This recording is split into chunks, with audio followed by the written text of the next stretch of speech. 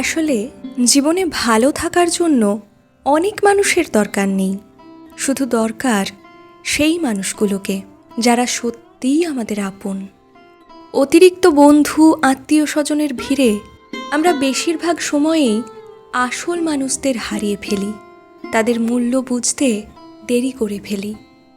তাই নিজের গণ্ডিটা বরং ছোট রাখুন, সম্পর্কের সুতোয় তাদেরকেই বাঁধুন যারা আপনাকে বোঝে, বিপদের দিনে পাশে থাকে, ভালোবাসে, সর্বোপরি যারা আপনার মানসিক শান্তির কারণ।